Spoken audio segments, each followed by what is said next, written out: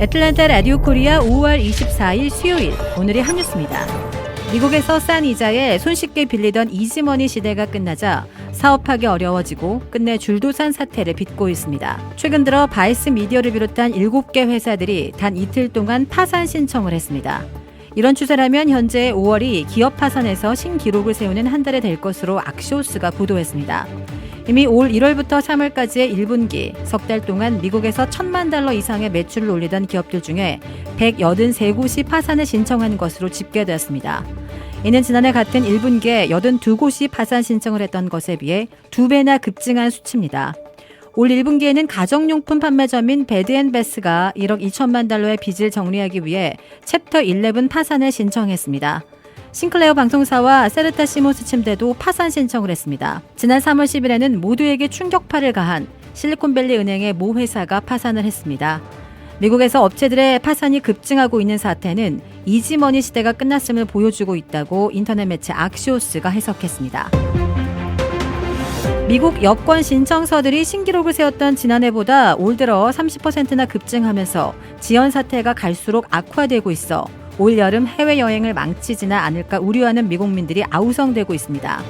미국 여권 신규 신청이나 갱신 신청서들은 일주일에 50만 건 이상 쇄도하고 있습니다. 미 국무부 여권국이 태스크포스 팀까지 구성해 긴급 대응하고 있으나 여권 지연 사태는 갈수록 나빠지고 있는 것으로 지적됐습니다. 2호 태풍 마와르가 매우 강한 세력을 지닌 채 남태평양 대표 휴양지인 괌을 강타했습니다. 현지 기상청은 수십 년 만에 슈퍼 태풍으로 분석하고 대피를 당부했습니다. 태풍 마와르는 매우 강력한 세력을 유지한 채 밤사이 괌 북쪽 해상을 지날 것으로 보입니다. 이후 북서진하며 초강력으로 세력이 더 강해져 주말과 휴일 필리핀 동쪽 해상까지 북상할 전망입니다. 이후 태풍의 진로는 유동적입니다. 다만 초강력 태풍 마와르가 그대로 한반도로 북상할 가능성은 희박합니다. 각국의 슈퍼컴퓨터 예측의 모델을 보면 한국은 중국 동해안 부근까지 접근한 뒤 급격히 방향을 틀어 일본으로 향하는 것으로 모의했습니다. 뉴욕의 지하철에서 생면부지의 여성을 공격하는 묻지마 범죄가 또다시 벌어져 충격을 주고 있습니다. 지난 23일 뉴욕시 퀸스 라과디아 공항 근처의 한 노숙자 쉼터에서 39살 카말 샘 레이드를 살인 미수 혐의로 체포했습니다. 샘 레이드는 일요일인 지난 21일 이른 아침 지하철을 타고 가다 맨하튼의 한 역에서 함께 내린 35세 여성의 머리를 뒤에서 움켜잡고 승강장을 빠져나가려는 열차를 향해 있는 힘껏 밀쳐 중대에 파뜨린 혐의를 받고 있습니다. 피해 여성은 병원에 입원했으나 경추 골절에 두피가 심하게 찢어지고 4개의 주요 혈관이 손상된 상태라고 검찰이 밝혔습니다. 구체적인 범행 동기는 밝혀지지 않았으나 이번 사건은 지하철을 이용하는 뉴요커들을 긴장시키는 무작위 폭력 범죄의 최신 사례로 보인다고 뉴욕타임스가 전했습니다. 몬테네그로에서 위조 여권을 사용한 혐의로 체포돼 기소된 가상화폐 테라 루나 폭락 사태 핵심 인물인 권도형 테라폼네스 대표의 보석 결정이 취소됐습니다.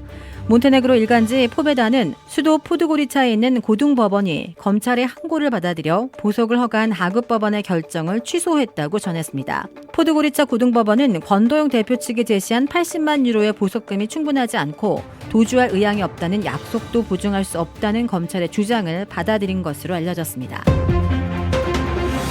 일본 후쿠시마 오염수 시찰단이 후쿠시마 제1원전에 대한 이틀 동안의 현장 점검을 마무리했습니다. 시찰단은 오늘 오염수가 다핵종 제거 설비 알프스를 거치기 전 이상이 발생했을 경우 사용하는 차단 밸브와 오염수 희석 설비, 핵종별 농도 분석 장치 등을 집중 점검했습니다. 시찰단장인 유구키 원자력 안전위원장은 현장 검증을 마친 뒤 안전성 평가에서 진전은 이룰 수 있을 것 같다면서도 추가 분석 작업이 필요하다고 밝혔습니다. 오염수 시료를 채취하지 못한 데에 대해서는 국제원자력기구 IAEA가 채취한 시료를 모두 확보해 분석 중이라며 시료를 채취한 곳은 이번 점검 대상 테크에 포함되어 있다고 설명했습니다. 후쿠시마 원전 현장 점검을 종료한 시찰단은 도쿄로 이동해 현지 시각 25일 외무성과 경제산업성, 도쿄전력과 일본 원자력규제위원회와 기술회의를 개최하고 모레 귀국합니다. 한국에서 상습 마약 투약 혐의를 받는 배우 유아인 씨가 구속을 피했습니다. 서울중앙지방법원은 어제 마약관리법 위반 혐의를 받는 유아인 씨의 구속영장을 기각했습니다. 법원은 이미 증거들이 상당수 확보돼 있고 유 씨가 기본적인 사실관계는 대부분 인정하는 점 등을 고려하면 증거를 없애거나 도망갈 염려가 있다고 단정하기 어렵다고 판단했습니다. 또 유 씨가 대마를 피운 점은 반성하지만 코카인 투약 혐의는 일정 부분 다툴 여지를 배제할 수 없다며 방어권을 보장할 필요도 있다고 봤습니다. 앞서 구속 전 피의자 신문을 받기 위해 법원에 출석한 유 씨는 혐의 상당 부분을 인정한다며 마약을 투약한 것을 후회하고 있다고 밝혔습니다. 유 씨는 프로포폴과 대마, 코카인, 케타민, 졸피뎀 등 마약 5종류를 상습 투약한 혐의를 받고 있습니다. 주택 구매뿐만 아니라 커머셜, 웨어하우스, 비즈니스 건물까지 부동산계의 큰손 이주환 부동산. 크레딧 카드 빚 최대 80%까지 탕감. 크레딧은 지켜드리고 빚은 줄여드리는 O3 컨설팅이 오늘의 한 뉴스를 후원합니다. 이상 애틀란타 라디오 코리아 5월 24일 수요일 오늘의 한 뉴스의 고지선이었습니다.